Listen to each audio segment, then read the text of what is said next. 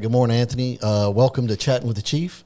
It is Tuesday, May 19th, I believe, EMS week. Yes, sir. And we're filming our June podcast for Montgomery County EMS and Chatting with the Chief. So glad to have you here this morning to sit down and let's just get to know each other a little more than you just being an EMT on the truck in the department and just getting to get to know who Anthony is. Right.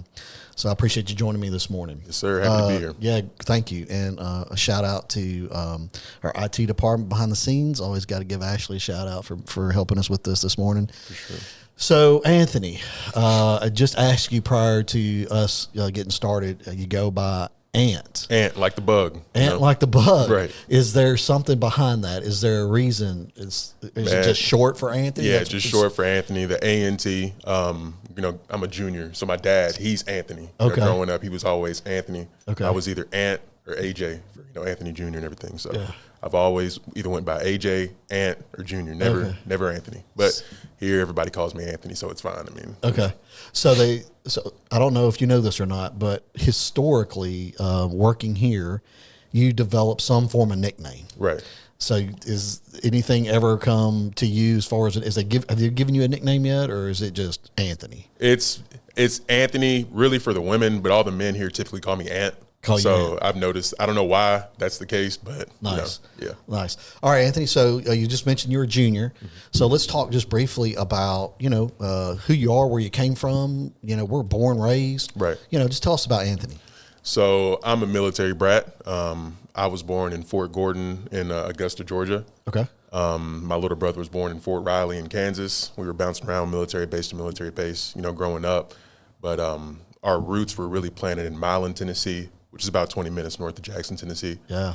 My dad is actually from Greenfield, Tennessee, which is close to Milan. Okay. And that's just where him and my mother decided to raise us whenever they both got out of the military. So how old, I guess at what age did you leave Augusta? Man. Any idea? Yeah, I left Augusta at around 2, and then we were in Kansas at Fort Riley until I was about 5, I think, and then we moved to Milan, Tennessee around that time. So not old enough to go enjoy the Masters, huh?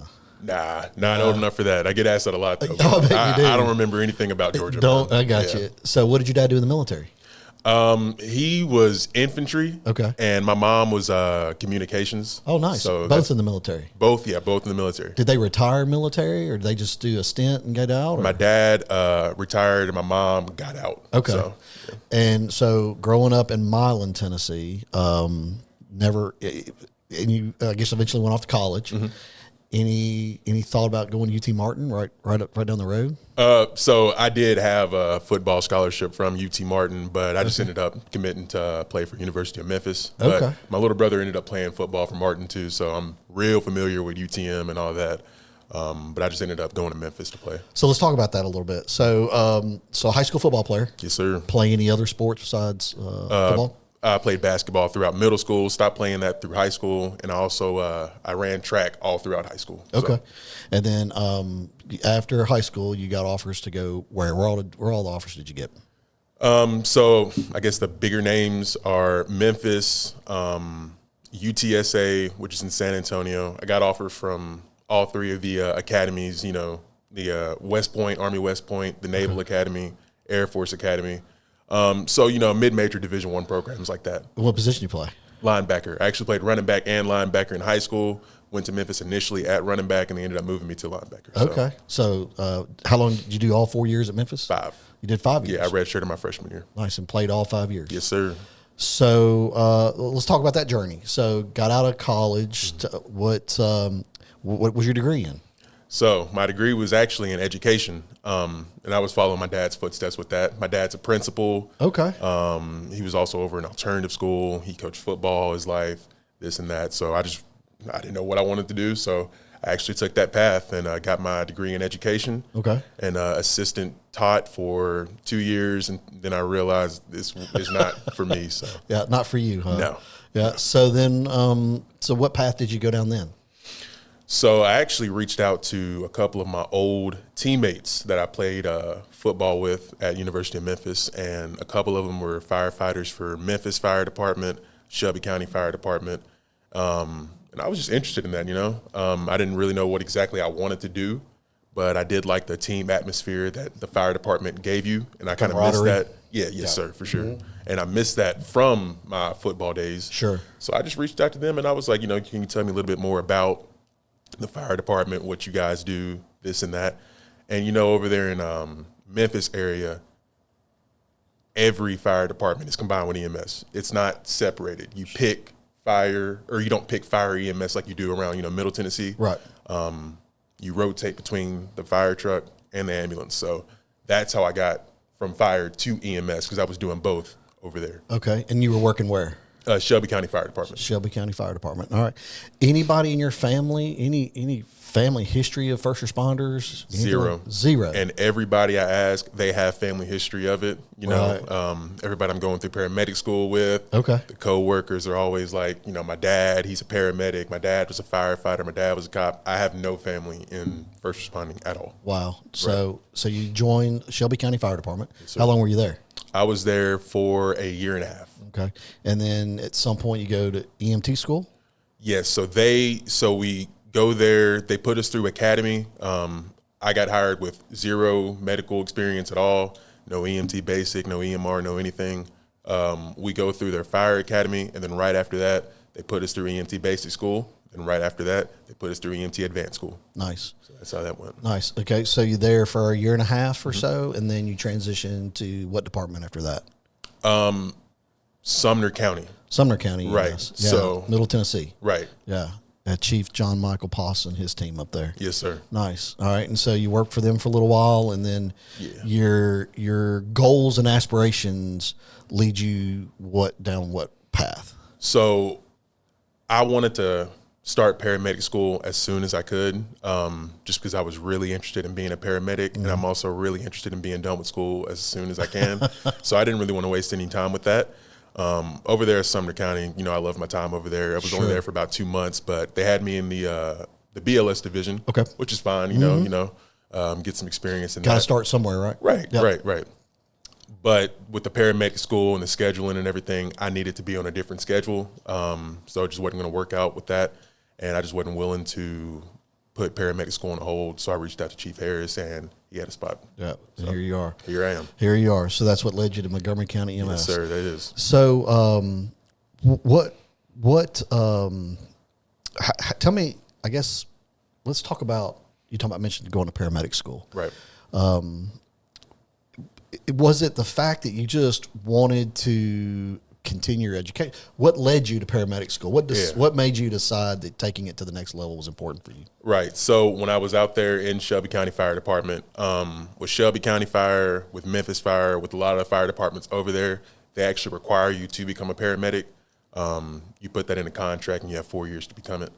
And since I was already, passed with basic and advanced EMT school, I was like, why would I stop? Might as well continue to go through it.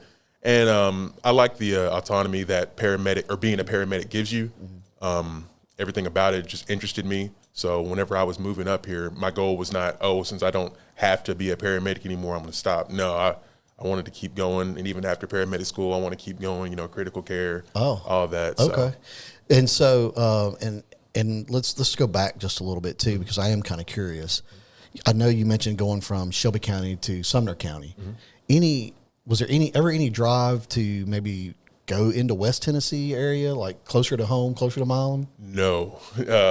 I'm not really that big of a fan of how small that area is anymore. Rural living. It was cool growing up, and I still visit home and everything like that. But, in my 20s, I wanted to either be near Memphis, Nashville, or somewhere else. Yeah. So I had my time in Milan, Tennessee, and Jackson, and it's fine to visit and everything. But you want the more hopping nightlife in towns. Just wanted to be around a little bit more. Busyness. Yeah, right. Nice. Okay. So how is paramedic school going? Paramedic school is academically it's going great. Time consumption wise, man, I was not really prepared for how much time that was going to consume. Okay. But it's all necessary, Yeah. You're gaining great experience doing it with the clinicals, going to class, going to work. But when you combine those three things, like, you know, we work 24/48. My schedule was legit for, you know, some months at a time. Work, class, clinical, work, class, clinical. You may get 2 or 3 days off a month, but I got great experience doing it, learning things that I'm going to need to know how to do when I become a paramedic. So I'm absorbing everything that I am. I'm being a sponge right now and really appreciating everything that I'm going through. So have you historically worked 24/48? Is that what you've known? No. Okay. This is my first time ever working 24/48. So what kind of schedules have you worked in the past? So over there at Shelby County Fire Department, and once again, every fire department in that area, they work, I'm not sure the name of it, but it equals out to the same amount of days a month as a 24/48 and a 48/96, but they work 1 day on, 1 day off, 1 day on, 1 day off, 1 day on, 4 days off. Okay. All three of those schedules equal 10 days a month, give or take. But yeah, that's just how they work that schedule. When I was in the BLS division of Sumner County, that was just Monday through Friday, 10-hour shifts. So, I got you. And I'd pick up ALS shifts over there every now and then, which were 24s. But, you know, I've never worked 24/48 until now. No. So, and going to paramedic school, which you're not the first person ever. You may not know that, but Right. you're not the first person ever Right. that's had to work at 24/48 and go to paramedic school. So, so tell us how you're managing that to ensure that, you know, you're fresh for work, you're fresh for clinicals, you're fresh for your didactic portion of the schooling. So tell me what your routine looks like and how you manage to negotiate all that. The biggest thing for me when it comes to managing everything you just said is really making sure that you're being extremely efficient with your time.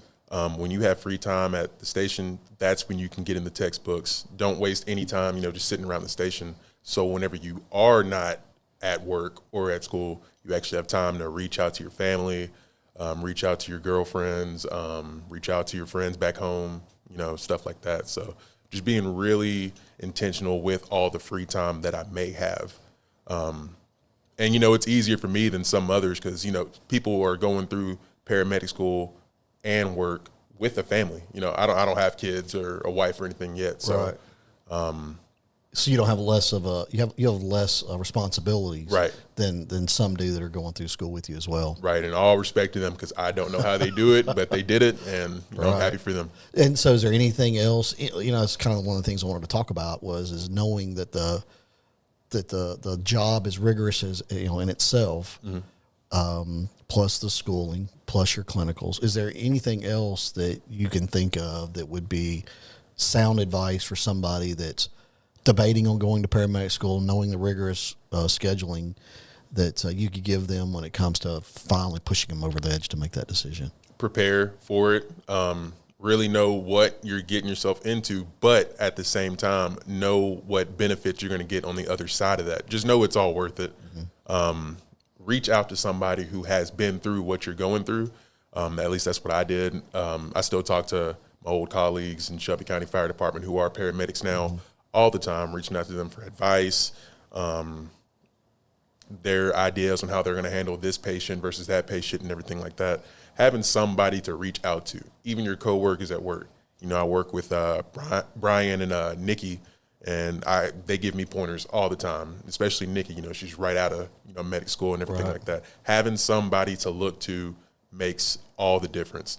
And I'm actually being that for one of my friends that I convinced to go through EMT school. Oh, nice. So when they reach out to me, I'm giving them the same tips that I'm getting from, somebody above me. Right. It's just good to have somebody to reach out to get all this advice and stuff from. Yeah, because somebody else has done it, right? Mm-hmm. Yeah, and I've always tried to have that same mentality: is don't reinvent the wheel, lean on somebody else. Don't hold it all in, right? Go seek advice, go seek help.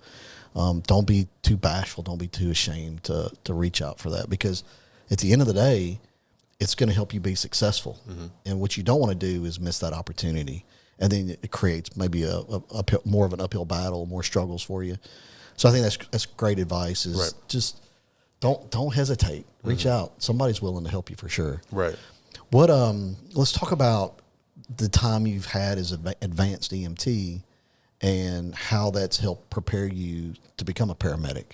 Okay, yeah. So I actually have not had that much time as an advanced EMT at all. I mean, I'm an advanced EMT now, Right. but I actually just got my advanced EMT a year ago. Okay. So about a year. Yeah, about a year. And it's helped me understand the paramedic role a little bit better. When you look at it at a more basic standpoint, you know, they always preach, you know, BLS before ALS, and and stuff like that. But getting these IV skills down, drawing up the meds we're allowed to draw up, giving that paramedic a helping hand. But what's helped me even more than being an advanced EMT is actually actively being in paramedic school while watching the paramedics do what they do when I'm on calls with them. Because now I'm seeing it from, their perspective, and I'm really thinking of it a lot deeper than when I was just a, advanced EMT, not in paramedic school yet. Right. Whenever you're an advanced EMT, you're not really thinking with the whole picture like you are as a medic. If a medic tells you start an IV or, get this med ready, you're just kind of doing what, they're asking to do. And, some advanced EMTs, they do think of it deeper and everything, but I really wasn't understanding exactly everything that was going on until I got into paramedic school. So the best thing that's actually helped me become a better EMT is starting paramedic school. Sure. For sure. Yeah, it's a definitely interesting perspective. But, the old saying goes is, what makes a successful paramedic, right? Is the advanced EMT. Right. Because they're phenomenal. Yeah. And I can only imagine that what some of our newer paramedics are going through when they're partnered with a strong advanced EMT. Right. It's got to it makes it a lot easier for them to make those critical decisions, know that they've got the support behind them. So I think it's very important to gain some clinical time, some seat time, some operational time as an advanced EMT. Before jumping right into paramedic school. Right. I think for sure it's going to make you a better paramedic. For sure. But yeah, behind every good paramedic is a fantastic advanced EMT or a basic EMT for that matter. But you got to crawl before you walk, right? And I think that's a great point. What are some of the things you're looking forward to post paramedic school? What do you look forward to most about being a paramedic? Well, again, I said it earlier, but the autonomy that comes with being a paramedic, I love making, my own decisions, obviously following the protocols and all that. But being in that environment where I'm leaned on and, people are looking at me like, what's the next move? What are we doing with this? What are we doing with that? That just, excites me about the job that I'm doing. I love making a change. I love taking lead.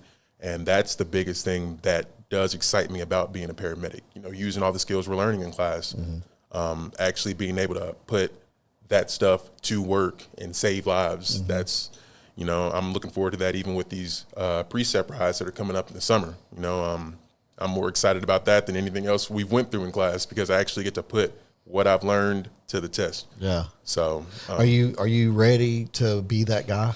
I'm 100% ready to be that guy. You're ready to be that guy? Yes, sir. Like I like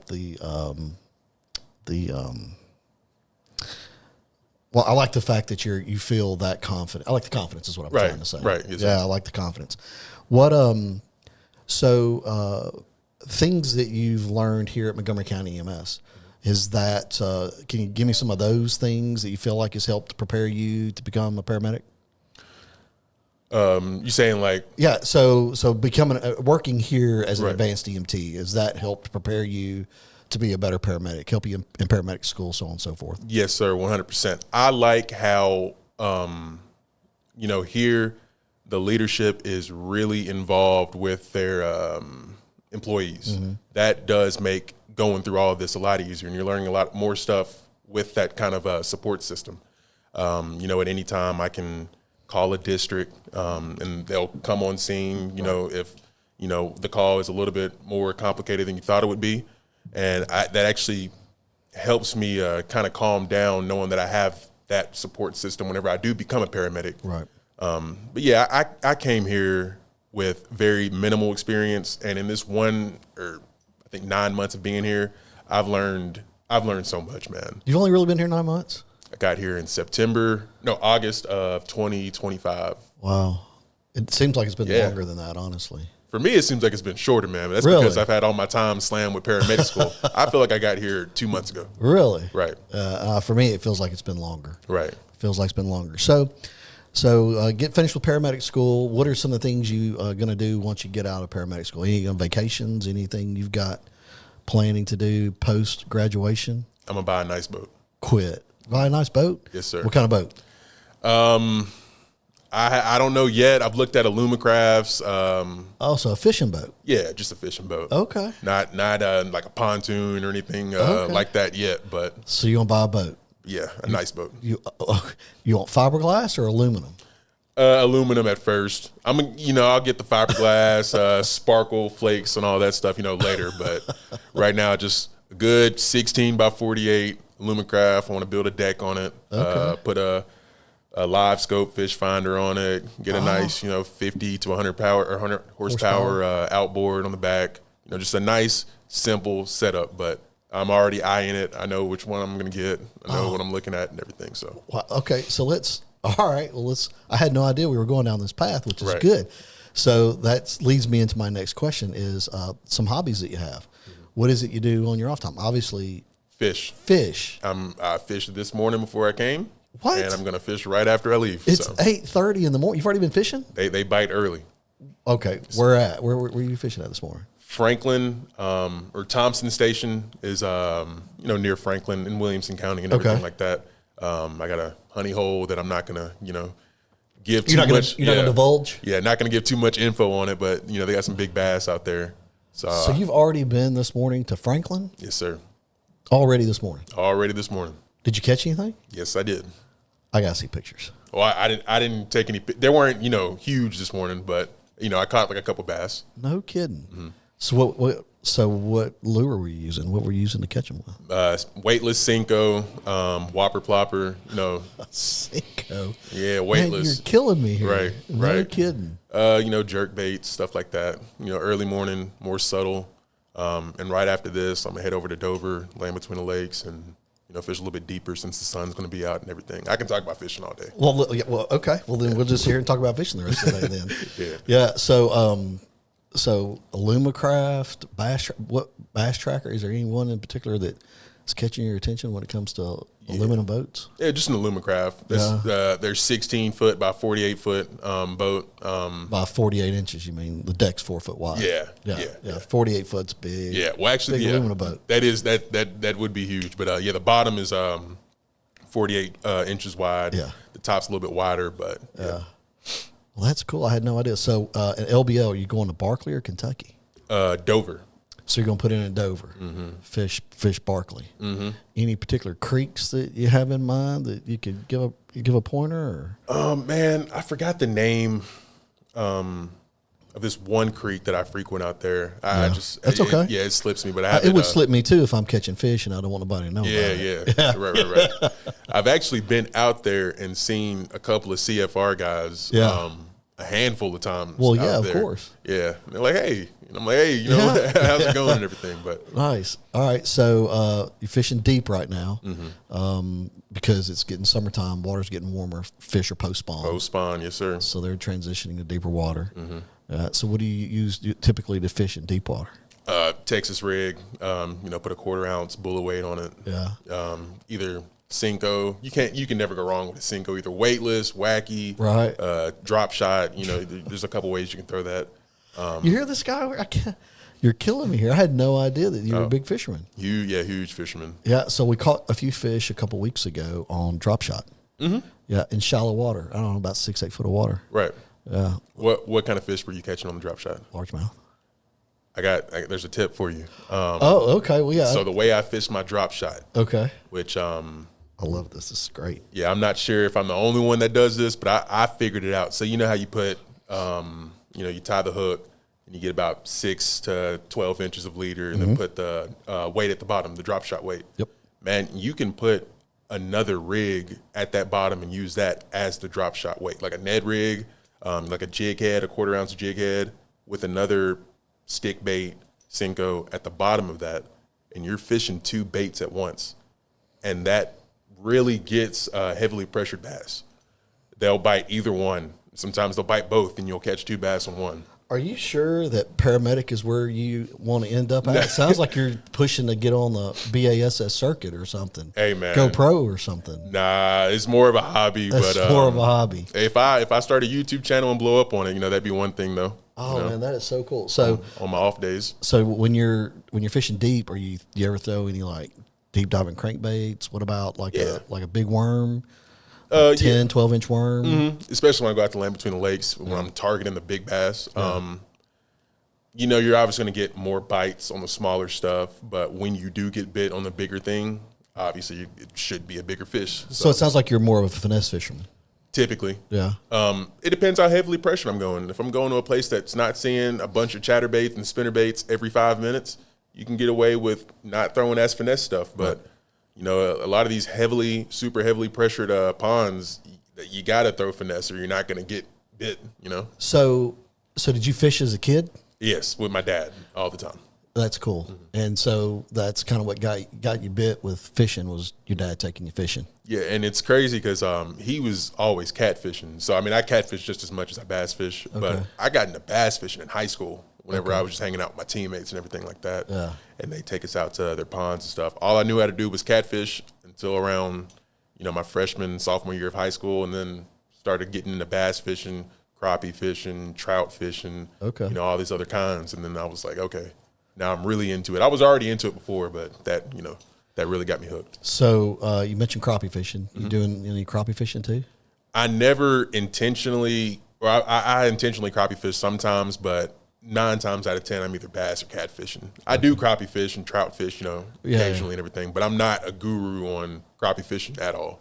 You throw on a beetle spin, just lighter tackle. Yeah. You know how to jig and, target them. Like I can catch you some crappie, but when you're talking about you can catch me some crappie. Yeah, but you're the crappie guy. I've heard about so I am. When you want to talk about, deeply about crappie fishing, that's you. That's me, huh? Mm-hmm. Yeah, I don't know about that. Somebody's got you fooled. Somebody's got you fooled. This is what I've heard, man. Yeah, I love fishing, and I'm like you.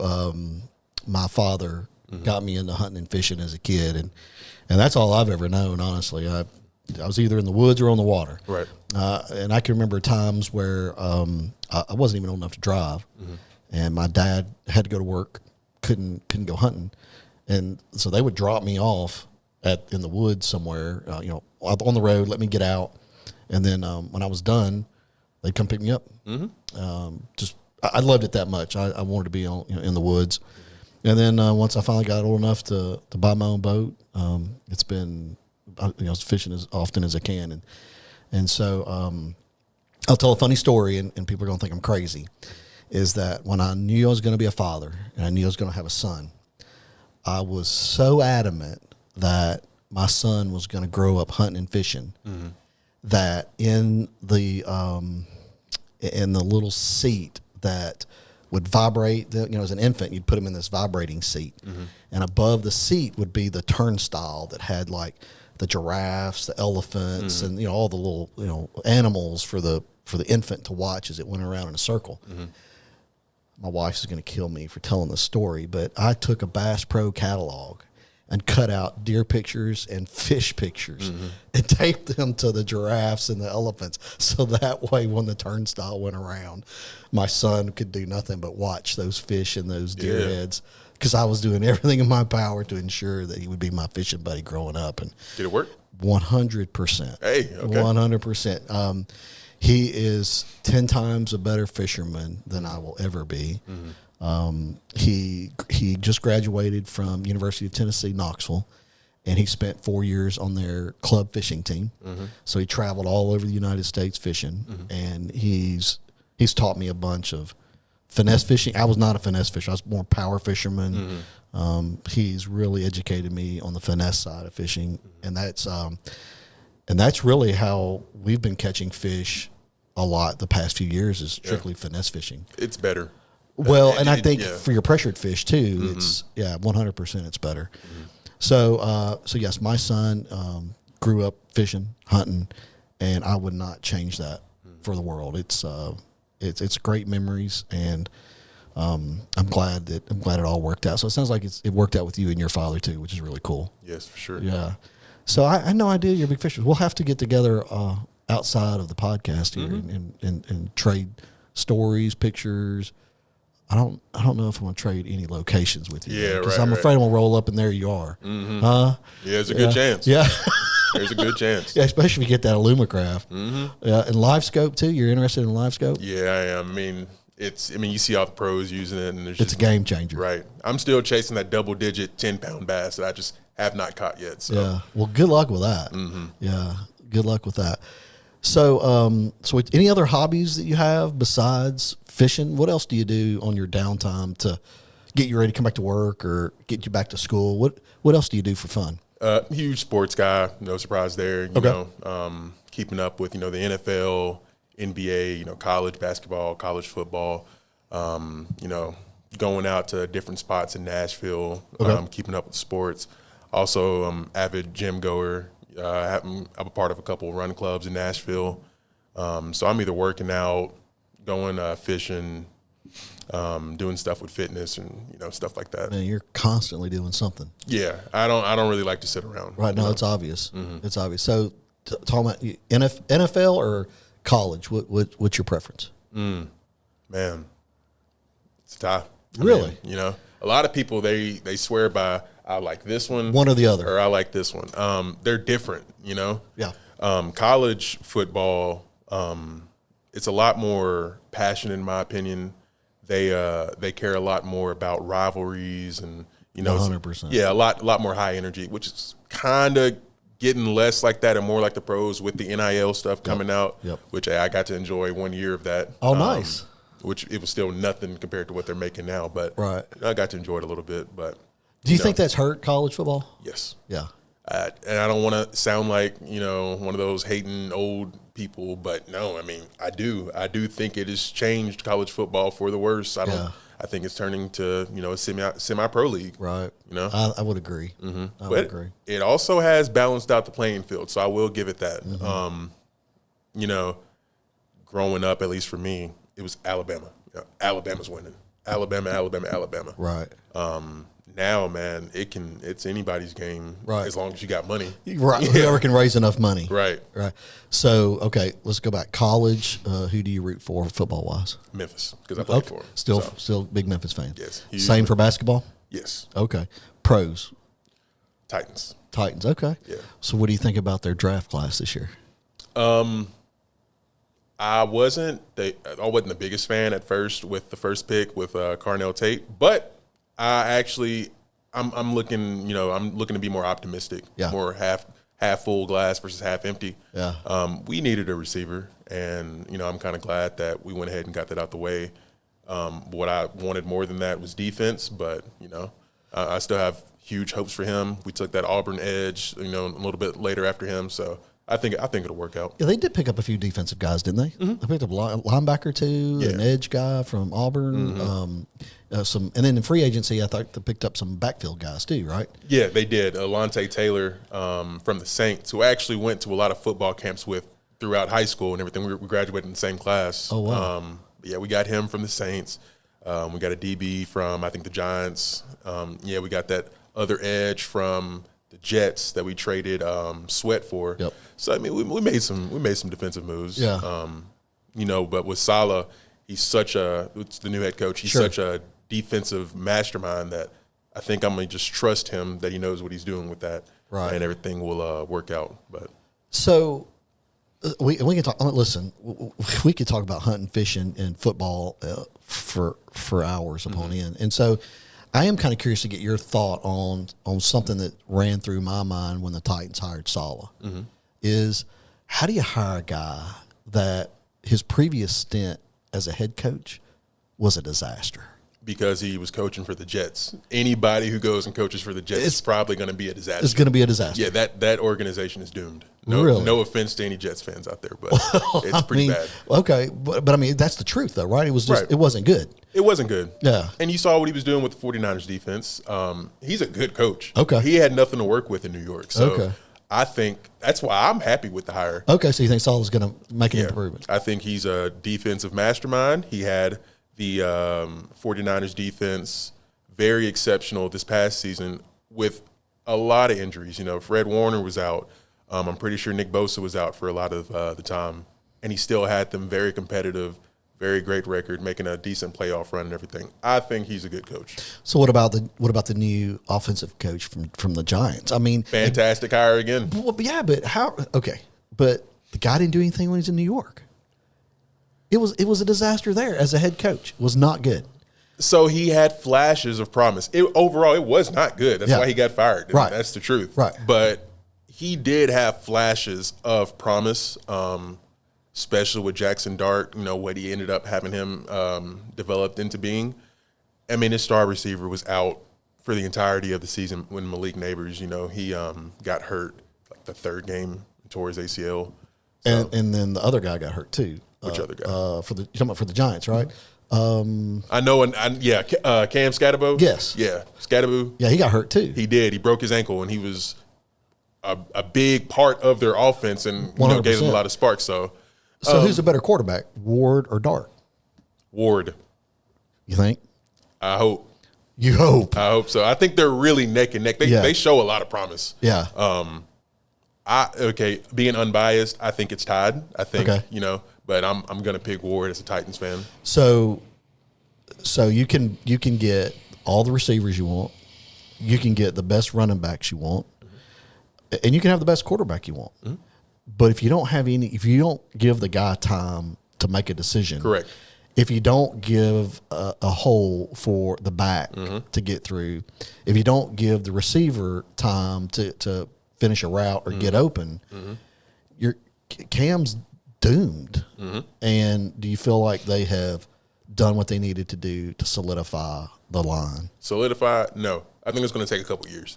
I don't think our line is the worst, but it's definitely bottom half. He does not have that much time at all in the pocket whenever he's trying to make plays. He's running for his life. Always running for his life. Yeah. And O-line is, if it's not the most important part of an offense, it's second. Well, isn't it one in the trenches?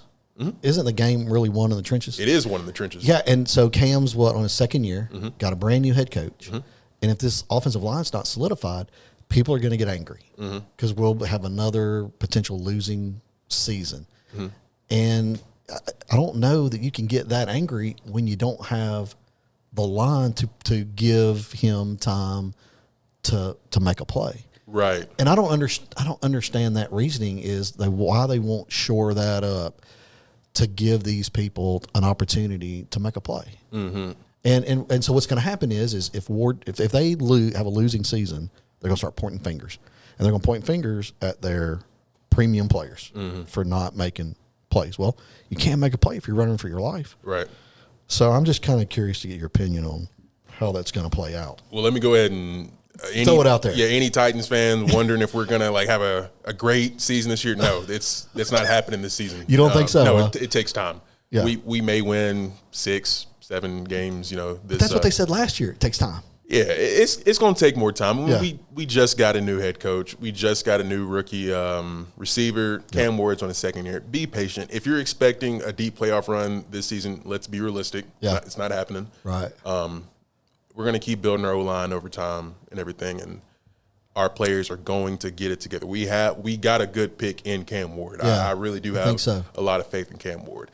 And I want a lot of Titans fans to stop coming for Tony Pollard because he is a great running back. So you think he's still got a lot of years left in him? I've actually played with him my freshman year at Memphis. No kidding. Yeah, I'm a huge fan of Tony. Sure. And when I went to Memphis as a running back, he took me under his wing and was trying to, help me out with a lot of that stuff. So, I see a lot of people come. Do you ever communicate with him at all? Yeah, occasionally. Nice. Him, Kenny Gainwell, was running back for now the Buccaneers, Antonio Gibson. There's a couple of teammates in the NFL that I, communicate with every now and then. Calvin Austin. Right. He plays for he just got traded to the Giants. Okay. There's a couple of them in the NFL that I talk Yeah, I to mean, every now and I then. want to be a Titans fan. And I mean, on Sundays, I'll cut them on and I'll root for them after about the first quarter. And then it's like, I can't watch this anymore. Yeah, it's bad. We started showing flashes at the end of the season, though, Yeah. where, we'd put up 28, 29 points and still lose because the other team is putting up 30, 35, which is why I was really serious about getting better on defense. But like you said, I mean, we did make a lot of signings right after that.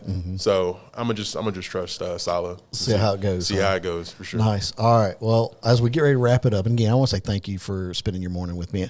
Had I known that this was interrupting your fishing day, I would have tried to do something a little different. But I appreciate you taking the time out of your day to come in here and be with me this morning. Of course. So I wanted to end it up by you just letting us know some things that most people may not know about you. Tell us what people would find interesting to know about you that they don't know. Okay. Does that make sense? Yeah, that makes sense. Well, for one, I'm not 35. A lot of people on this job think I'm in my 30s. I'm in my 20s. Yeah. Born in 2000, so let's get that clear first and foremost. Yeah. You're not as old as you look. I'm not as old as I look. Okay. Everybody thinks I'm way older than I am. But, okay. All right. I'm also a huge car guy, just as much as I'm a fishing guy, sports guy, all of this, especially when it comes to domestic vehicles, in the U.S., U.S. manufactured. I can tell you all about them. No kidding. So I'm really into vehicles and all that. And so you're a big car guy. Huge. Cars and trucks. So, is in the mechanics of it or just the specs of it? Oh, both. Mechanics, specs, body work, all that, man. I've painted a couple of cars, fully. Done full paint jobs on them. I do all my work. I install my own lift kits. So you can dive into it and get it fixed. Yeah, if you can find the video on YouTube, you can do anything. If you find the video on YouTube and pay attention. Nice. So anything else that people would find interesting that they don't know about you? I'm also a lot more approachable than I look at times. I have a very serious demeanor, but I promise you I'm not mad at you. I'm not mean. That's just my demeanor. Well, listen, again, thank you for being here this morning. We appreciate what you do. We appreciate you trying to further your education, becoming a better person, giving the best care to the citizens of Clarksville, Montgomery County, and to the visitors of our community. Have a great EMS week. Yes, sir. We hope you enjoy the week, get you some food later on in the week, and thanks for what you do, and good luck with paramedic school. Yes, sir. I look forward to seeing you graduate. Right. All right. Yes, sir. Well, thanks again, Ashley, for hosting this for us, and we'll see you next month. All right. Thanks, Ant. Appreciate Thank it, buddy. you. Yes, sir. Yes, sir. Thank you.